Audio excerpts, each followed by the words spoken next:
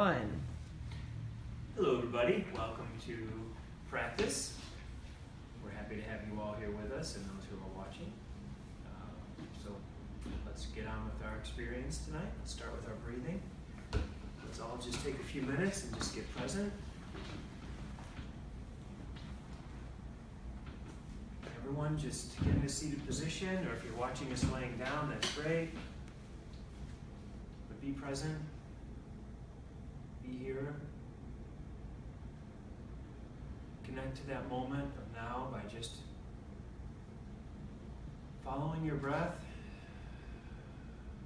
Let's start to slow our breath down. Enjoying a small pause at the end of each inspiration and expiration.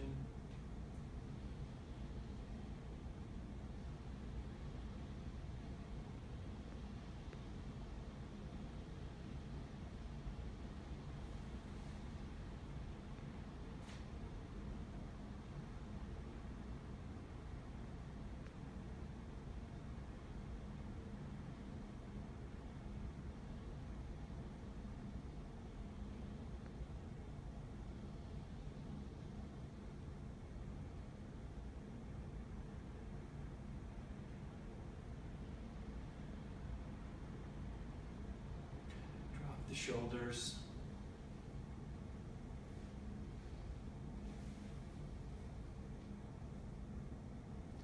Gently retract the shoulder blades against the back, opening up the heart and the lungs for easy breath.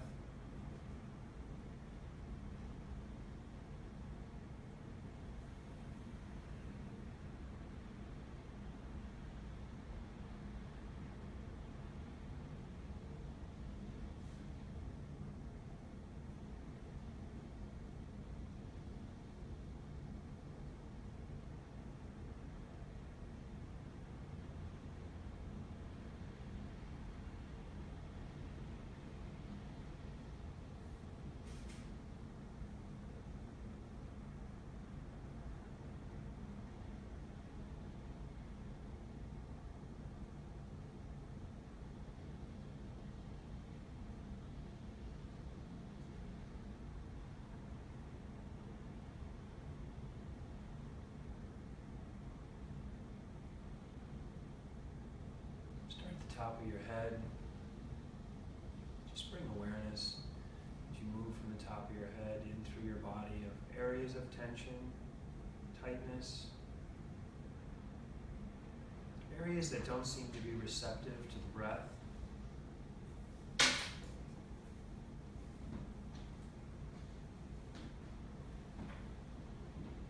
Hold space with those areas.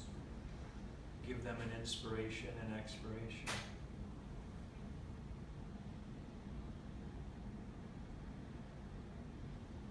Your way down, all the way through your body to your toes.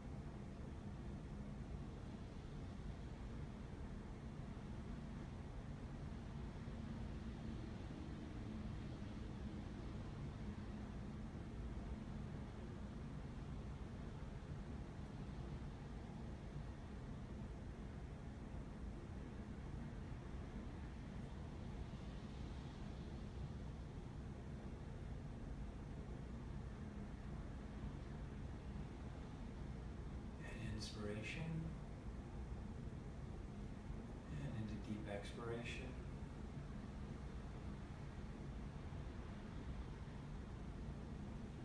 Good job, everybody. Good job.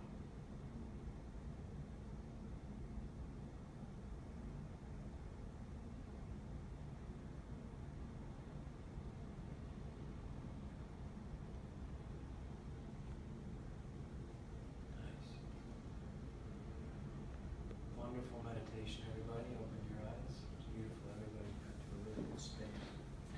sweet smell of Sonia walks around the corner. That smell. That smell. Grab this before I forget. Great read, if you haven't read this one, everybody. Being There.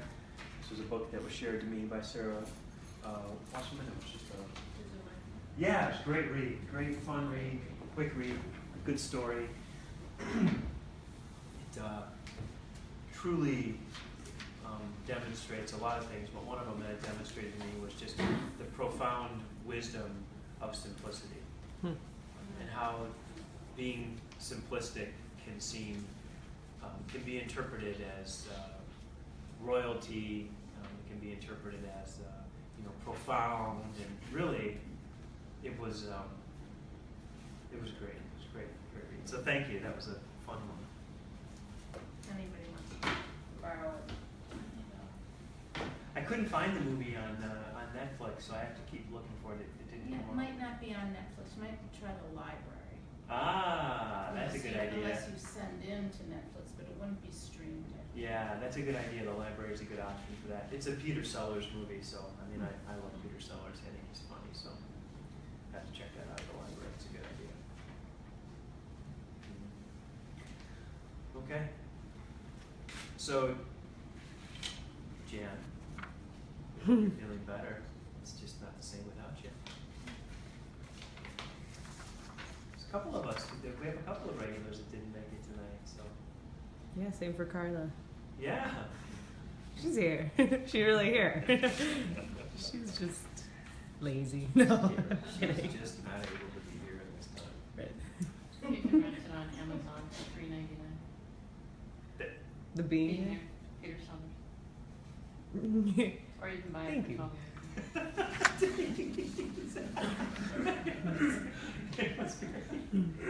What if you call the next 10 minutes? That's not all. You can be there and be here. We can watch it next week. Have a movie class? We're due for a movie class. Yeah, we have to have a movie class one night. That'd be fun. We haven't had a movie. We've never had a movie class. That'd be great. We have a nice big wall space on. Yes. All right, everybody. Let's do our review. Is the resolution of the wave on the beach the wave that rises, or the other way around? Is it simply an exchange of energy passing through form? As always, we do not judge ourselves or others. We honor where we are in the now, and we treat ourselves lovingly and compassionately. Focus points, change and transcendence are constants in life. When we are in a relationship with another who is at a different energetic vibration of life, we will feel a sense of incompatibility at some level of consciousness. Within these relationships, we are at risk of enabling the other person, as well as being the person dependent upon another. Enabling is not good or bad, right or wrong. It is simply an unbalanced exchange of energy. Perfectly said.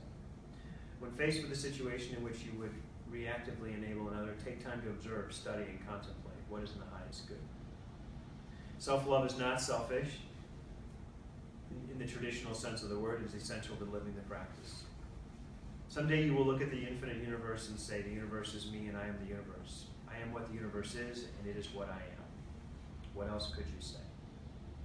Remember, a healing for one of us is a healing for all of us. From this understanding we share with each other with an intention of healing and balance, of acceptance, compassion, and love. Reflection questions. What in my practice shows me I am embracing the unknown? In what areas am I ready to release the illusion of control? Am I not ready? In what areas am I not ready, to release the illusion of control? So what in my practice shows me I am embracing the unknown, and in what areas am I not ready to release the illusion of control? What is anybody experiencing? Has anyone had an experience where they're embracing the unknown? Consciously?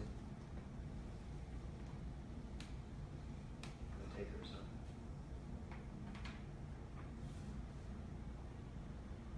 Okay. Is anyone aware of any area that they're not ready to release the illusion of control over? They still are holding on to the illusion of control? Mm-hmm. Go ahead. Well, what keeps coming to me in both those questions is the elections recently, just of, letting it be. It's a great example of it. It's a great example of it. What were you going to say, Sarah? This is more just when I really come to grips with what life will eventually make me accept is loss of loved ones.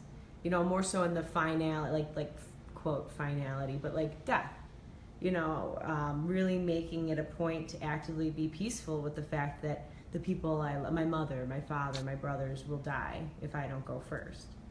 And that's something that's really, you know, I had a dear friend of mine pass away unexpectedly, like a little over a month ago. Well, like, yeah, whatever. But it's really shown me how important it is to have that peace at least somewhat nurtured, if not developed, so that when that comes, it's not what it was, which was really upsetting. But now it's beautiful to see how to have closure and acceptance for whatever it was.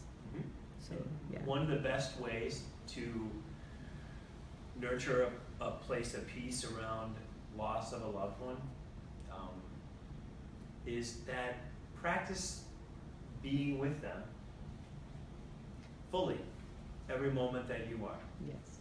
You know, really have the conscious awareness that when you're with someone, you know, there is a realistic chance that you're with them for the last time. Yes. And instead of letting that be a motivation of fear or clingy, clenchy behavior, just let it be an opportunity for you to just do what was best, be what was best, act in the best way possible, and be at peace with, well, if that was the last time I was with them, that's okay. Yeah, I did that with a cat that I loved years, and I knew she had to go somewhere else. It was okay, you know, blah, blah, blah, she was safe. And when I was spending time with her, knowing this is one of the last times, it was initially, oh, this is so sad. It's like, no, that is not being present. That's missing out on the opportunity. And then eventually looking back and be like, man, I couldn't even cherish that time because I was so caught up in the future that eventually took her away anyway. So it was really forcing myself to get past the emotional of, I don't want this, it should be this way, I can't enjoy it. No, it's like, no, this is perfect. This is a beautiful way to be present. And then there's nothing else that I want after that. So there's nothing for me to feel anything but peace and happiness that she's in a loving home that has her now. And to that point, you know, and this came up in a couple of experiences this week. It's really starting to not only accept but love the nature of existence. You know, the nature of existence is that things are in one form. They exist, okay, and then they don't exist. You know, I've talked about this with several people this week. You know, I think Sarah, you were one of them. Where it's, you know, if you want to really love the experience of life and existence, you have to accept that within existence, we're going to perceive things existing, and we're going to perceive things no longer existing. There's no reason to think that isn't exactly the way it is. It's such a fundamental thing. But when you can finally accept that which you are and that which you are loving, okay, is in existence, and in that moment that you're loving it in existence, you are accepting that there could be a moment when it's no longer in existence. That's when you are embracing more of an immortal experience. And you're not allowing mortality, the illusion of mortality, which is just the illusion of time, to create a construct of reaction and behavior. You're embracing an immortal experience with all things. And you are here to experience what you are is a part of an experience, it's a part of existence, and it will be experiencing existence in one way or another forever. And so is everybody and everything that's around you. It's when you can practice being in that place with it, then you can get past, you know, the whole idea of losing things you love. Yeah. Why mourn before you even have to? Yeah, it's existence. It's like, you know, I mean, not to get totally reductionistic, but it's like it's mourning the breaking of carbon bonds. It's mourning the breaking down of chemistry. It's mourning, you know, it's like, well, how many things do you want to mourn, you know? Because there's always something that's dying, and there's always something that's leaving, and there's always something that's coming. So it's kind of like, a good analogy would be deciding that you're gonna you're going to base all your relationships, all your personal relationships, you're going to be based out of a bus station. And you're going to have a really hard time letting go of everybody that comes into your life, and you're going to be really nervous about everyone that comes in and everyone that goes. But you're living in a bus station. So everyone that comes into your life is coming into your life knowing that they're going to be leaving your life, and you're going to get upset about people coming and going when you're having a relationship in a bus station. It's like inspiration, expiration. Yeah. You know, what's the point? And that's basically human existence is we are in a bus station. We're having experiences with people that are very temporal. They're here, they're not. You know, so all we have is that moment of existence that we share in this form. But we should also know that beyond that, we all share a common existence that isn't based in human form. It's based in form, period. And sometimes change of form. So that's... It's so weird when we talked about that on Monday. I had that light as a feather feeling when you helped me clear that, and I've got that same feeling right now sitting here as you talk about it. It's like having that healing all over again. It's cool. There's some, I'm doing some pretty amazing experiments in the rooms right now around immortality, and so there'll be more to come as I get feedback from people that I've worked on with it. I'll start to share a little more of it, but we're kind of in the early clinical trials of it, of the intention, holding the true intention of mortality and its effect on disease. So I'll be sharing those results with everybody as I get some feedback from some people that are truly stepping into a place of immortality, okay, really just embracing it, and how that's going to affect and translate into their healing process. So, you know, there's no doubt I have a lot of good hypothesis, you know, from the experiences I've had in stepping into it, but you know, what happens within me, I always want to make sure let's reproduce it. Let's see if we can reproduce it. So we're in some pretty fun trials with that, and I couldn't ask for some better participants. You know, one was just today, so that I can recall. So we're going to see how that goes. I've been teaching you all this. You just have to practice embracing it. Okay, really living it. And when you live, what does it mean to live immortally? It means to live without being defined by time. It means you're no longer looking at life as something you have to survive, because it doesn't make sense to survive it that way. Now, I'm not being contradicting with what we talked about in terms of taking basic care of yourself, that the body needs sleep and rest and things like that. That you need to nurture the organism of life. Okay, this is from a higher perspective, that within that experience, okay, you are timeless. So it's not about how long am I going to live. It's not about how old am I. It's about I am. So we'll see how that goes. I'll share some information on that when I get more feedback on it. But so far it looks really, really good. So we'll see though. We have some more experiments to run. The mad scientist in the laboratory all day long, right? You're all loving guinea pigs in that experiment at times. But so far the results have been pretty good for 20 years, so we'll keep running experiments. What's that? Happy guinea pig. Yeah, very happy, right? So we'll keep running experiments. The results are encouraging, right?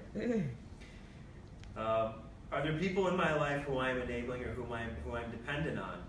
Okay, if so, what can I do to support myself in taking time to contemplate and assess the appropriate action and then follow through with compassion? Okay. This is one that I'll start with. This was a very important part of my process. This was a very important part of my process of development as someone who could be useful and have a prolonged purpose in what I do, what my function is, which is to help bring about transformation and change in life force. It is one that I always practice and stay conscious of. It is very easy to enable another person. It's very easy. And there's a lot of reasons for it being easy. First of all, there's a natural sense of pleasure that you get from doing it. You feel good. You feel good. And we like to do things that make us feel good. And so there could be an addictive nature to it. feel good about yourself. Now, there's nothing wrong with doing things for people, okay? But and we've talked about this, the difference between doing something for someone that's helpful and constructive, and the difference between that and enabling. It's enabling just leads to more enabling. Assistive and constructive helps the person get to the point where they don't need the assistance anymore. You're moving them in the direction of more interdependence on themselves, the power of God within them, their own ability. So this is one that you have to really keep your eye on. You feel good doing it, and as Keith brought up the last time, that the person you do it for, how often do you get an argument from the person you're doing it for to stop? Right? You don't. Because they're getting what they want, they're getting what they need, okay? And they're not having to do the things that they really need to do to get it, or attempt to do to get it, and you're feeling good doing it, they're feeling good having it done. The tendency for a relationship like that to go on for too long, it's inherently, yeah. But it's toxic. It's toxic. It's symbiotic because people are both getting what they need, but it's not a healthy symbiotic relation, and it's not a sustainable symbiotic relationship. Like we see in nature where there's a healthy symbiotic relationship, where the little fish lives with the coral, and that's the one that comes to mind, right? The little fish, does the things for the coral, and the coral gives a little fish a home, and they couldn't get along without each other. They're interdependent, but they're both doing something for each other that's really necessary and beneficial. So keep an eye on that. It's a good one, and it struck a lot of chords with people who watched the show, and some people even made some wonderful comments about how enlightening it was for them to be aware of those things and changes they've made. And I think Kim left a really great message, and she's done amazing work on it. Why are we reluctant to face enabling? Okay, why are we reluctant to face it? This is just my own add to that question. Because once we start to face any pattern of behavior that's really not as best as it could be, how many times is there not cleanup? How many times is there not change that has to be made? How many times are there not relationships that possibly are going to change? It's like, it's cleanup. Very rarely do you change the form of a relationship that's enabling based and have someone not experience a level of disappointment. And reflectively, someone can anticipate experiencing a level of guilt, which we talked about last time is not necessary. So that's why there's a reluctance to get out of those relationships. I think too, though, there's a corollary to that, in that there are people who thrive on conflict, who want to come into your space and cause you to go out of balance, and that's very easy to enable as well, because someone challenges you and you want to be right there in their face with that. That's very true. And where you might not really get pleasure out of that, the emotion is just as real. Yeah, to be defensive and to hold your ground. And so being at peace in those kind of situations is really, I think, for me anyway, a big challenge. No, I think that's very true for a lot of people. And that's very true for a lot of people. And in that case, you're right, Tony. In that case, there isn't a pleasure experience. There's almost an obligation to respond, which that's very true. It's a good point. Okay, we covered that. In an incompatible relationship, how can the exchange of energy become balanced, even if it means that the relationship is meant to naturally leave my life? In an incompatible relationship, how can the exchange of energy become balanced, even if that means a relationship is meant to naturally leave my life? Well, I think what you find with this is you do your best to make a relationship compatible. You do your best to practice boundaries, what's good. I always tell people in the work that I do with them, there's nothing wrong with always making the best attempt you can to say, hey, listen, this is how I'm observing the relationship. This is the direction the relationship needs to go. I would like us to reach some compromise and give the relationship a chance to go to a different form, take a different shape. And that's how you address an incompatible relationship, right? But in doing that, if there's not a mutual shift on the other party to a closer balance point, you just know right away that the relationship is not going to be compatible. Now, in a work situation, okay, where you might not be able to end that relationship, okay, you at least can identify that relationship as a non-compatible relationship. You can have a healthy anticipation of this relationship's going to have these issues. I'm not going to leave my job over it. That's the way it is. It's an incompatible relationship. Maybe that person will change over time, maybe they won't. All you can do is the best you can do to be around that relationship. And that's, I mean, that's what happens a lot in business and in workplace, and it also happens a lot in family units. Mm-hmm. Because you just can't physically separate yourself from some situations completely. So you have to learn how to handle those, and that's just how you do it. But you come to that place of peace over this is the nature of the relationship. So I'm not going to be enabling, I'm not going to be inappropriate, and because of that, there's going to be this type of relationship. You just have an acceptance of that. And over time, maybe things will change.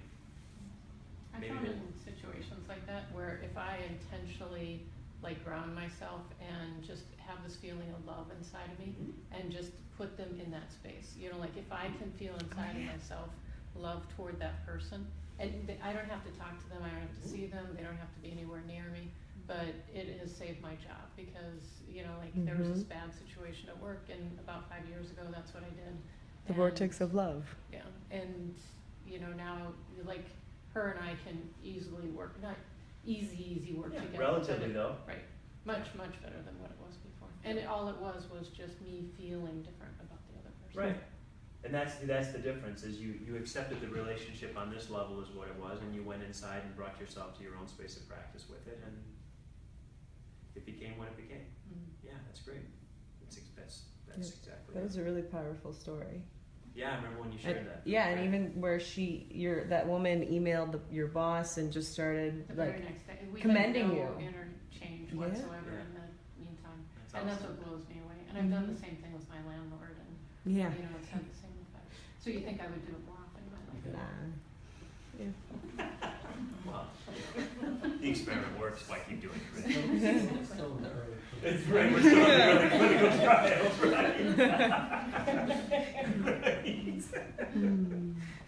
I have a short story. Sure. Similar to that. Where this cop gave me a ticket.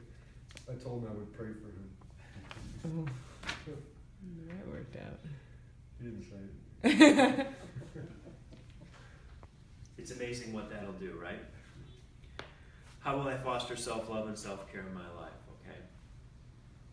The best way to answer that question is just take the next best step to do the next best thing. What can you do right now? What can you do right now to help yourself feel better? What can you do right now? What's easily accessible and available, okay? You can drink some water, you can take some deep breaths.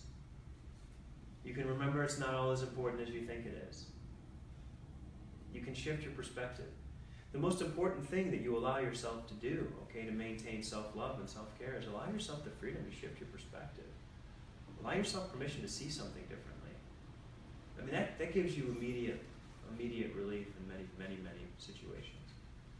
Yeah, it's wonderful, the acts that we've gone over, the acts of drinking water and eating healthy food and getting rest, those are the basics. But, when you're going through a situation and it's 11 o'clock in the afternoon, and you just can't say, I'm just going to go take a nap and drink some water sometimes, so what can I do in the moment of it? I can shift my perspective. I can realize this isn't that big of a deal. I can tell myself that in 100 years, how much is it going to matter? I can do a lot of things to make my mind release its grip on something and let it just step back and see it a little bit differently for just a bit.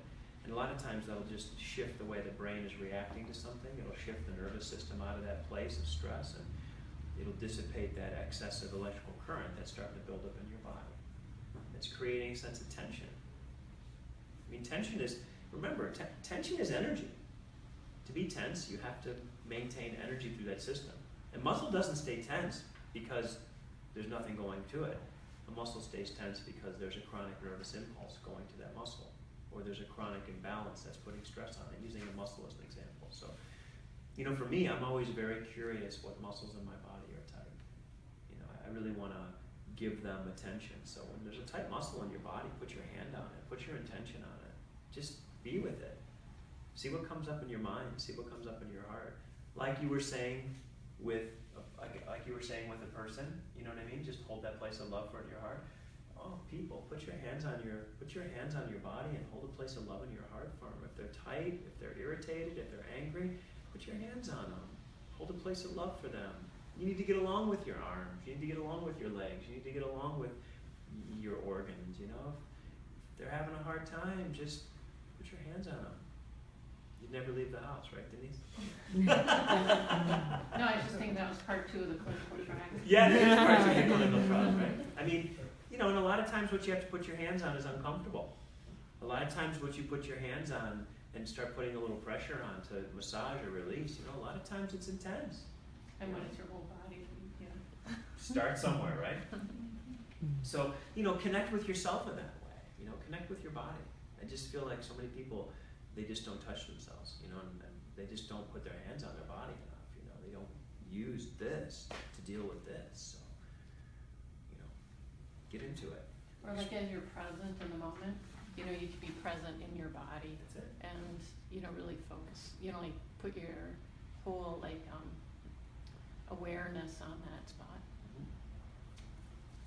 It's you know, we live so much from our place of, you know, well, I mean, we've developed and evolved to be very sensory orientated organisms, you know, and as we shift into more of a spiritual organism with a sensory system instead of being a sensory organism trying to be spiritual, you know, it makes a big shift. You know, you're here to be a spiritual being, okay, with a sensory system, but you're not meant to be defined by your sensory system. I don't mean to raise a contradiction, but I was just at a meeting before I came here, and we were talking about, it's a chronic pain meeting, and they were talking about how actually pain behaviors can be patterns of like expression of to get sympathy from others, or depends on the motivation of what you're doing. Like if you're rubbing a painful area or touching it, you know, it could also be a bad habit too, you know, of anxiety, expression anxiety, or whatever. You know. Right. Yeah. Mine is with the intention of being therapeutic. So it all depends on the Intention, yeah. I'm doing something with the intention of being therapeutic. It's a good point though. You just have to look at why you're doing it. So what we're teaching is do it with the intention of being therapeutic and loving to your body, not with the intention of getting attention. But it happens for a lot of reasons. Good. So we've got a little time left for a lesson and to move on to something. Sarah? Good question. Yeah. Is there any difference in the process of healing physical issues and emotional issues? Is there any difference in healing? In the process of healing. In the process of healing? Or the outcomes or the difficulty or... Is there any difference in the process of healing physical and emotional issues? That's a great question. They're kind of like intertwined, wouldn't you say? Yeah, I mean, that's the obvious answer, but I'm trying to be, that's the obvious answer. I mean, it is, they're intertwined, but I think, as I've Some worked... people don't have physical problems and they have emotional problems. Yeah. And some people have Yeah, Or vice physical versa. problems. they interplay. But I think there, you know, often is a connection, but I'm Yeah. just wondering if... The place I find the connection, the common denominator I find the connection in, is when I assess the energy structure of the body, I find that those patterns of dysfunction get locked up in the different chakra systems. That really, which are just, the chakra systems are just another way to work on the energy system of the body. It's not that that's the way, it's a way. So I would tell you that really the way to work on it is the same, because the essence of everything is the energy of your being. How your energy is functioning, the order of your energy, the behavior of your energy, is the cause of the problem. So ultimately you have to get down to that energy. Now, if there's an emotional reason causing the disturbance of that energy, then you need to get obviously the emotional reason. If there's a physical deficiency, and here's where I'd say they're different. If there's a physical deficiency causing a physical problem, like, here's an example. You can have someone come in, for example, a mother came to see me and she was distraught about her son. Well, her son was acting completely emotional and irate, very aggressive, very angry. And as soon as she started talking to me about him, I said, well, how old is he? And she said, well, he just turned 14. And I said, well, that sounds very hormonal. That sounds very much like testosterone aggression. That sounds very much like a chemical factor driving an emotional factor. And she said that makes a lot of sense because it's just happened more so recently and so on and so forth. So in that situation, you're dealing with a chemical issue causing it. So as much as it would, and there's other times when people see me and say I'm incredibly, they'll come in and they'll say, I want to see you for depression. And I'll look at them and I'll say, you don't have depression. And they'll say, what do you mean? I'll say, you have anemia. So there, a folic acid B12 or an iron deficiency, okay, is causing a lack of oxygen, causing serious issues in the human form, okay, and they're feeling depressed. But they're associating that they have depression when really they have anemia. So there really isn't a one-size-fits-all answer to that question. There's just so many different reasons for things to happen one way or another. But one thing you can do to address all of them is if you start to do the basics, if you start to commit to balance, that's the key. All I do with everybody is I help them get back to a balance point. If you can just practice that balance point, practice it physically by doing basic physical activities, stretching, exercising, eating a wide variety of fruits and vegetables and proteins. Okay, you cover that base. You give that place a chance to come to balance. Inherently, that physical nature wants to come to a balance point if it's given the opportunities it is. Okay, then emotionally and mentally, you do your yoga, you do your stretching again for the emotional piece if you have it. You do your meditation, your mindfulness practices. You go for calm walks. You enjoy nature. Okay, you bring that to a balance point. If you bring that to a balance point, and you bring your physical body to a balance point, and if you maintain those balance points, and then you have a spiritual practice that you bring in, something greater than you, a higher power, higher order, if you practice those balance points, everything will come into a balance point around it. So it's a long way to answer your question. If you look at it from the outside, there could be a bunch of different things you have to do for every single situation. But if you look at it from the perspective of practice, if you just practice balancing all the major aspects of your life, your spiritual, your mental, emotional, and your physical, and you practice maintaining balance points in those things, eventually, things will resolve. The order will continue to be stronger and stronger.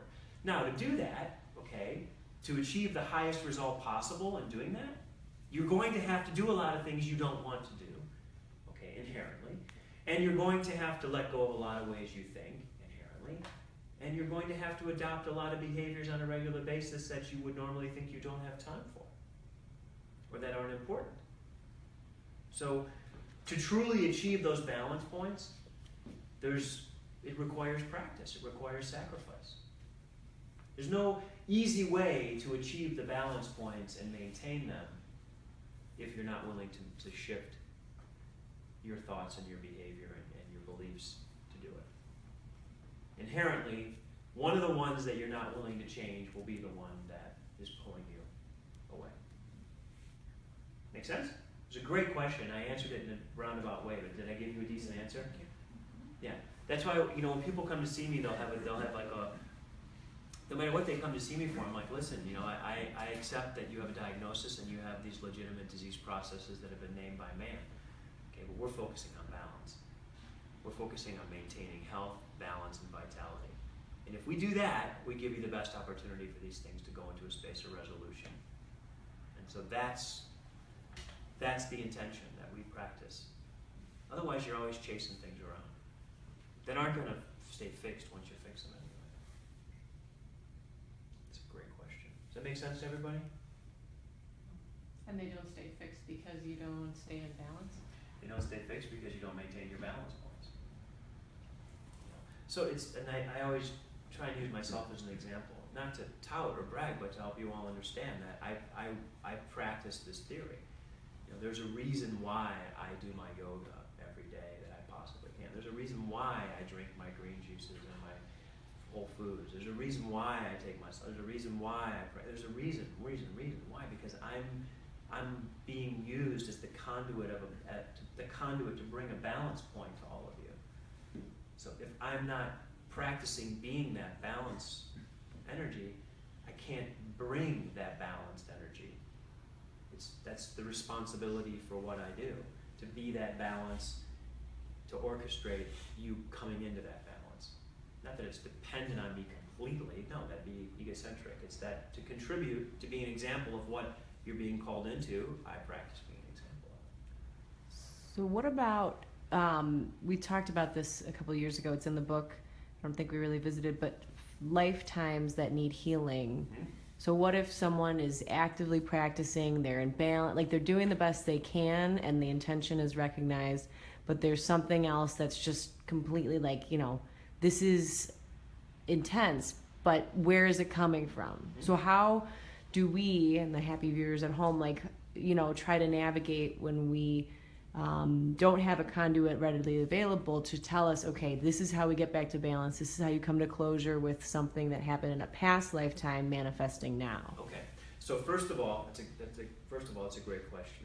The answer is, to be open to past lives, you have to be open to being immortal. So taking a step into immortality is the step to being open to lifetimes and experiences, either undefined, unexplainable, multidimensional, past, present, whatever, something other than what you are experiencing right now, being everything. So that's the first step, okay? So you have to be in a pretty good place of balance to even be open to that notion and to be willing to entertain it. You've weeded it out. Because once you allow yourself to be open to life being a continuum and your experiences being born from many different experiences, times, until you get present, until you clean them all out, you're going to have trigger patterns coming from past life experiences, things you never resolved. If there's things you haven't resolved in this life, and you have a pattern of living with not resolving things, you have a pattern of living with not resolving things in other lifetimes. You didn't just start being a non-resolver. You're the evidence of being a non-resolver.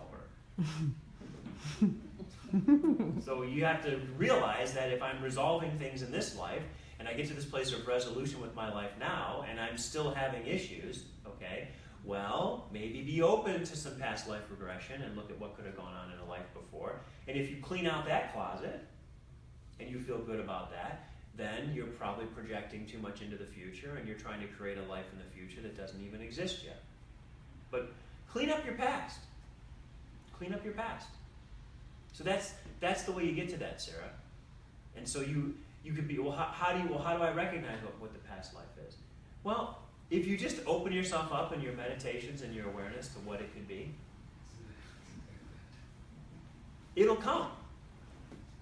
But it's a reciprocal thing. In other words, when you open yourself up to life being a continuum, and it's not just all about this lifetime, all right, and you take that step into the great unknown of what, and you allow that experience to be something real to you, and then you have that experience, and it's a meditation or an awareness, and you realize it, and it makes sense on some incredible level, and then as you resolve that past life out of you, you feel a shift in your physical condition and your mental and emotional status, and it validates itself. Well, then you're living in a whole new reality of existence, you see. I find that intent is very important. Like when you're saying that you don't have a conduit or, like people to help you, they're just putting the intent out there is very important. Yeah. All you're asking, words are just words, but, all you guys are asking when you come to see me is you're just using me as a median of energy and form to communicate with a higher power.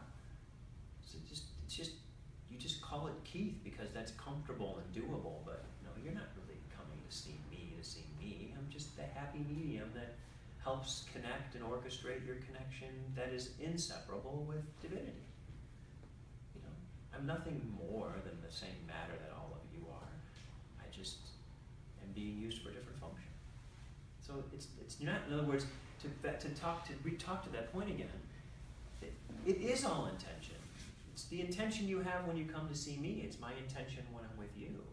But that intention, that ability to connect through that intention, to whatever degree you're able to in your current space of consciousness, exists just simply by having it. It's nothing fancy. Now, you might not get the answers you want when you want them, but again, I always continue to enforce that, connecting with the higher power isn't about, you don't do it to get the answers, and you don't do it to get what you want. You do it to start to embrace the vastness of the unknown and possibilities that exist, not to get what you want. Sometimes you get something that's useful, many times, but if the intention is to do it, not to do it so that. That's kind of a demanding relationship you have with. It's an enabling and Yeah, a little bit, right? Chamber. Cool. So we have Janice first in the chamber. Everybody, we're going to hold these people in our hearts. We're just going to stay seated. And Janice is learning a wonderful lesson, and I know Janice wouldn't mind if we shared, because she gave it to us. She knows what she gives to us is fair game. Mm-hmm. Right, Janice? Mm-hmm. Janice knew her intuition. She was listening to, he was hearing her intuition, and her intuition was saying, you need to slow down, you need to rest, you're doing too much. That's more or less the nature of her email, wasn't it, Sarah? Yes. And she wasn't able to completely adhere to that, so she's lost her voice and feels a little under the weather. And so Janice is sharing that story with everyone, so that hopefully the story of her learning to listen to that will affect other people, and they won't have to go through disease, which isn't a bad thing. She's enjoying her rest and rehabilitation, but Janice, she wants to make it better for the next person who has the experience. We love her for that. Mm-hmm.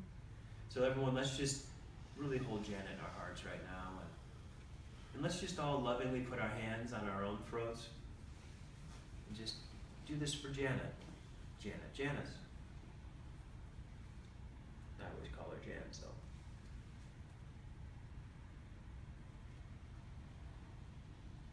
I'm just going to say a little intention. Janice, we love you for your honesty. We love you for your willingness to just so humbly share your story and just be open. Knowing that sharing something that we're learning only helps other people learn. It's such a noble thing to do. It doesn't bring any disgrace or negativity on us at all. It's quite the opposite. It shows that we're willing to put our own pride or insecurity aside to be something that makes other people have a chance at being something better and suffering less. That's the true intention in sharing lessons with each other. It's ironic that we don't do it to do anything but that. There we go.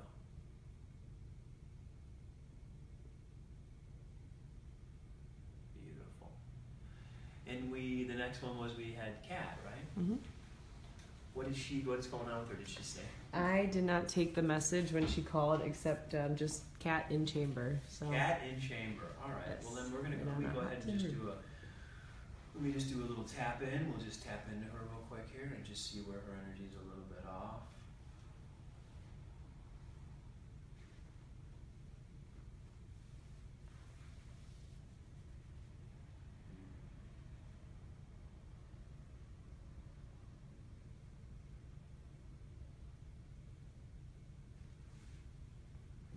So Kat, I'm going to just tell you that from what I can sense, you just got stuck a little bit in too much determination. You got stuck in your liver being determined. So you must have really been determined to get some things done, and because you were so determined to get them done, you didn't quite take care of yourself the way that you normally would. And it's a wonderful lesson to share with everybody that being over-determined is not a rationalization for creating sickness and imbalance in your life. Determination is a wonderful quality, but it's like a spice. You put too much of it in a dish, all you taste is determination. You just need a tiny bit of it, a A little bit of determination is a very, very strong energy. So if you're tasting determination, you're using too much. It should be a hint in your life. It should be something that you sense, not something that's overpowering. Because what it'll do is it'll overpower love, which is the biggest flavor that all of us are supposed to be experiencing. The big flavors we want to experience are love, peace, acceptance. So we can flavor those with other small ingredients, but if you start tasting the other ingredients too much, you just got to use less of them in your dish. Existence is an ever-changing recipe. Look at the ingredients you're using. If you're feeling something more than something else, if you're experiencing something more than something else, just look at how much of it you're adding into your recipe. Lower the amount. Change the recipe. It'll immediately reorganize itself. You, in essence, become the new product of the recipe. And you get to flavor yourself. Be your best dish.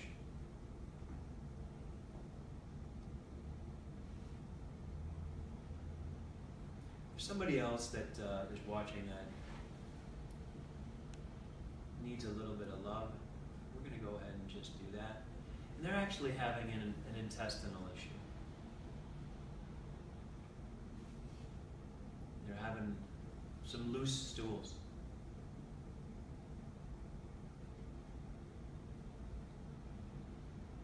And I want them to know that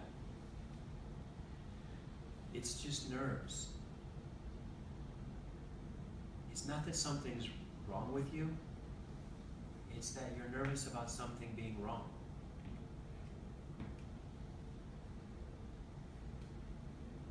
I want you just to hear that and know that it's for you. And that it's time to not look through the lens of worry. If you look through the lens of worry, everything is worry. Take those glasses off. Take those glasses off of your eyes.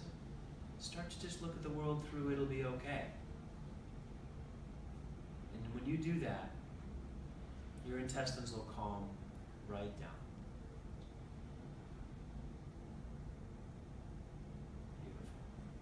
Thank you so much for coming tonight, everybody. And thank you so much. I love all the input. I love people making comments. I love people sharing different points of view. It's just great. It's just great. It's really neat to have different reflections. I really enjoy it. Wonderful questions were asked, and in terms of my answers, I did my best to give explanations that hold some value and purpose for people, so hopefully I did okay at that. And other than that, we will get together next week. I will be, it's a little bit ahead, but I'll be off the 22nd of December through January 2nd. So I think we'll all just take a holiday break. You know, we'll all just take a couple weeks off. So we'll see if we're going to have that class that Tuesday before the 22nd. But look for that class to be canceled. We might cancel that class that holiday week. What does everyone think? Does everyone want to just do that? I think let's just make a group decision. Let's just do that. So Sarah, I'll send out an email. You'll send out an everyone. email on that, so that way that class before we'll cancel that one that's on the week of Christmas Eve, and then we'll cancel the one after that, and then we'll get together in January. I think January 3rd is like the Yes. first new event. And then so that we have next week, and then that'd be And then that should be it, right? correct. But we'll continue to send email reminders out, and again, you know, everyone having people here is wonderful, but we do really love and honor that people are watching it and are enjoying it. Yeah, And doing little hearts and thumbs yeah, up. it's great. So there's just, you know, I really love that you all show up, whoever does every week, to help create the soup. You know what I mean? to create the soup of the discussion. It's so great, but it's enjoyed by so many. So thanks everybody. It's Now they're all pleasure. doing this now. The Awesome. thumbs up and the hearts. Okay, love to everybody. We'll see you next week. Thanks for coming, Cat. everybody. All right, love you.